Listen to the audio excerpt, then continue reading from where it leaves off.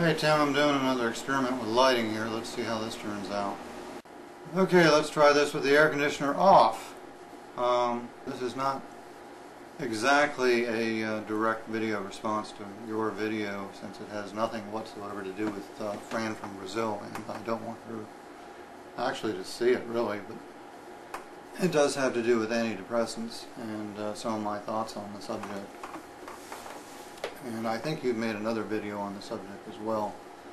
I'd have to check back. Maybe it's one that you deleted.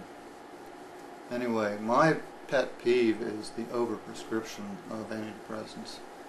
Now obviously for some people they've been a great boon and a godsend, but just to give an example, myself,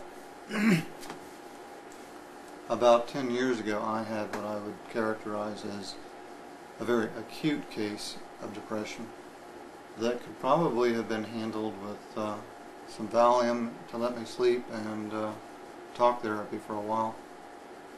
But I got sent to a psychiatrist from my regular MD, who from day one put me on Paxil and Xanax, the latter being a really bad choice, since it's a lot more dangerous than Valium and doesn't have the muscle relaxing effect. But I digress.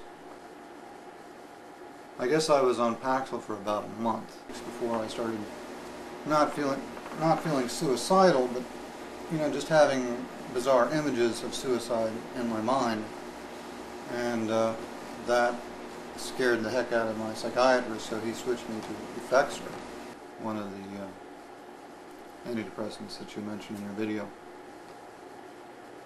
And I think I was on that for about 2 months. That sort of had an effect that was good, but a side effect that I just couldn't get away from was this, what I can only describe as a weird buzzing sensation in my head. Sort of like something electrical going on. I don't know how else to describe it.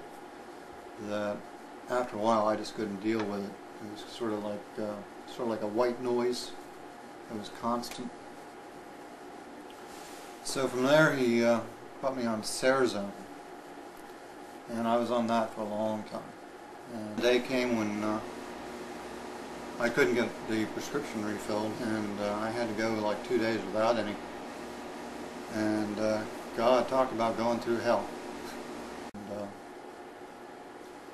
eventually I got off that because it was black boxed, because it had been shown to cause liver damage, and indeed tests showed that my own alanine transaminase levels were elevated to a point where something was going on. And after that, they put me on Wellbutrin, which I was also on for a long time. I am now off all antidepressants, and by God, I'm never going back. I can tell you that. Something that I find really interesting is some research that's been done in the past 7 years or so. I haven't seen the latest on it, but mostly PET scans and to a lesser extent MRIs have shown that antidepressants of this class, the serotonin and in the case of Wellbutrin, dopamine reuptake inhibitors, causes distinct changes in the hypothalamus, and that's the organ of the brain that's largely responsible for, among other things, the transference of short-term memory to long-term memory. And I can state emphatically that I have noticed this effect on myself, and it upsets me to no end. I think it was a couple of semesters ago, for example, I was in an advanced biochemistry course. We were studying some of the more esoteric reactions of the citric acid cycle that a lot of you may know as the Krebs cycle. It's basically the way that pyruvate becomes ATP, to make a long story short. In the lecture I got it perfectly, and I took down my notes, and everything was fine. 24 hours later I didn't have a clue, and I'd go back to my notes, but my notes are to jog my memory, and without a memory to jog, it didn't do me a whole lot of good. So I have a really skeptical view of antidepressants for a lot of people.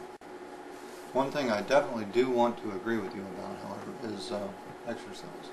Physical exercise is probably the best antidepressant known to mankind. In my own case, unfortunately, I've been warned against most kinds of physical exercise. I have arthritis in the neck that is spreading down to my spine. If you could see the MRI of it, it would actually look like my neck had been broken. It's a wonder to me that I can actually walk around, but somehow I managed to function. But that's what I say to exercise. Anyway, that's my thoughts on the subject.